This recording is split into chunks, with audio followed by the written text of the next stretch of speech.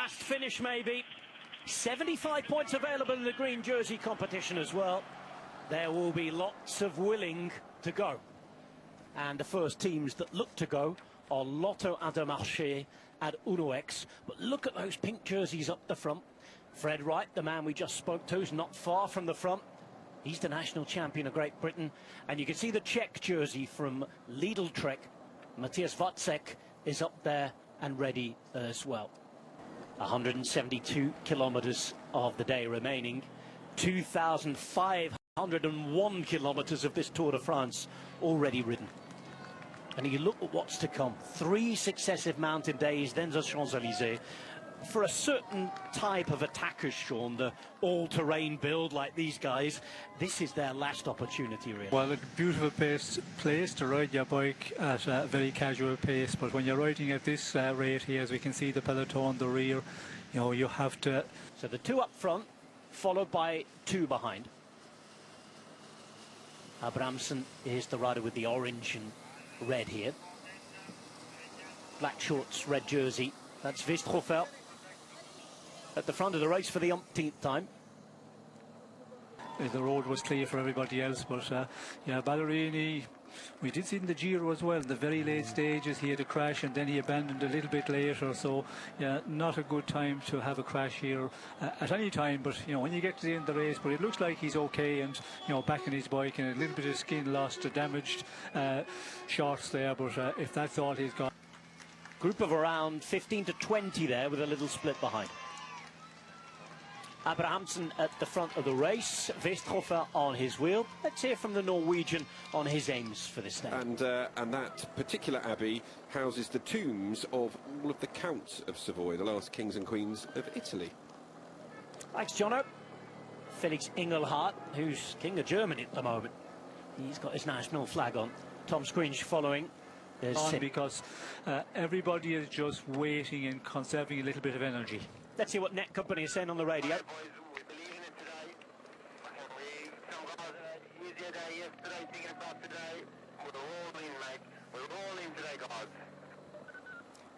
The voice of Darrell Impey there. Struggled a bit later on. Compared to last year, you know, he was just getting better at the end of a big stage. Mas Pedersen being followed by Harold Tejada, Valentin Paré-Peintre. Tiberi's up there. Damien Howson in the white jersey for Pinarello. Vauquelin is caught and we're 400 metres from the top of the first of the steps up this very long 50-kilometre hill today. Clément Brazafonso again shows himself. Vácek is in about 10th position, the Czech champion. Ben O'Connor's the most advanced rider from Jayco here. And George Bennett's up there, Kiwi champion as well. Left-hand side, white jersey with a black fern on it. Pedersen, though, is the man trying to snap this elastic. No Alpecin Premier Tech in the immediate vicinity yet. There's a rider in about 15th position there. Alaphilippe looks interested today. Pinarello, they're so good at this, aren't they? We've seen it when Pidcock's managed to slip away a few times. There are 4 of their riders in the top 15. Fred Wright's one of them. Yes, well, they have been excellent in this tour. You know, they have been in them breakaways when... Brazafonso earlier on. This looks like it might be Costiu.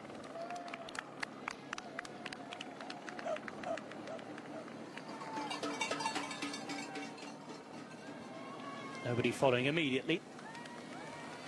Look into buying it. All right, we'll talk prices later on. Here's Vácek.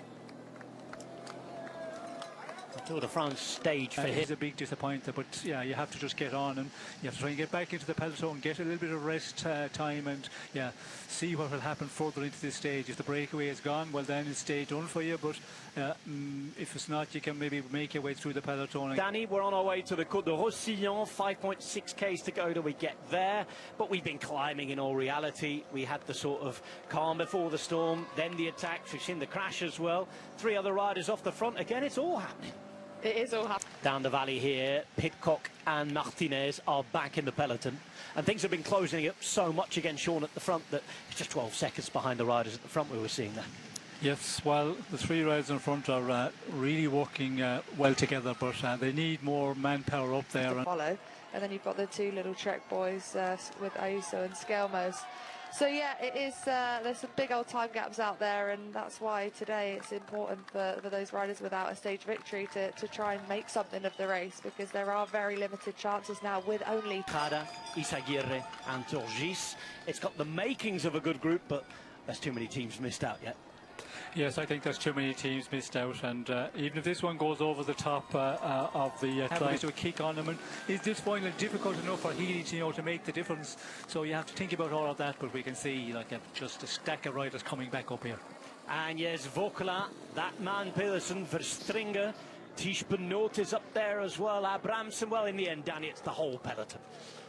It is indeed, and it's just that objective for so many, isn't it? And that's why it's being closed down. But Ben Healy, yes, he does give it a lot, maybe too much, as Sean said, but he is one that will go and go and go and again, and I would not be surprised if he just keeps moving all day long until, hopefully, for him, the elastic snaps, and there is that composition that is allowed a little bit more space. We were told that this wouldn't happen today. Well, but there are mountains points there, and just a single one taken by Richard Carapaz. Bourdin is coming to the front as well. He's got his fan club up on the next climb. It is kicking off everywhere now, Adam, and this could be a big, big change. We'll come back to you when we see it develop later on. So then, Sean, presence of Van der Poel could change things. Yes, well, we did see Van der Poel making the move there, and again, rider or a couple of riders in the peloton that want to get across, yeah, they can do it. 10 seconds is bridgeable, but yeah, is the peloton going to slow down? Is everybody happy? As we can see, there's still teams riding on the front of peloton. Paulet is in there for UAE. Full list of riders you've got at the moment: 19, Neil Jorgensen, Dents, Simmons, Bourdin, Fred Wright. Back at the doctor's car, following that crash early on. Looks like he's had his right knee bandaged up. Venus behind gets a good chance. It's 3.5 kilometres at 6.5%. Alex Bourdin here in the break will enjoy this, because somewhere they've created the Bourdin Bend. His fans, family, friends, all dressed in pink for the local Savoyard. And there is Bourdin. He's in that pink jersey, just about 2/3 of the way down through this group, and you can distinguish him because Aramburu's trying to come across for Cofidis. This is Van der Poel at the front, and well, for Mars Pedersen, Quinn Simmons is already in the group. Splits. That's that Pedersen group still trying to get across. Group 2 there, just under 100 metres behind the head of the race, but their problem is not many people would like to see Mars Pedersen up the road.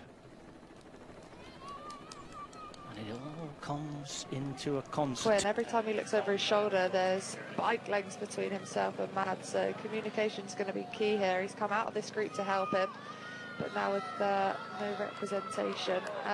Seeing Max Canter too, Rob, just made me think about how sprints also change in this third week so much. He was second on stage 5, but it's also something to mention, it's all very well and good sprinting when you're fresh in that 7% gradient going on, just over 100 metres more to the top of the climb, and Van der Poel is making everyone else's day a harder day here.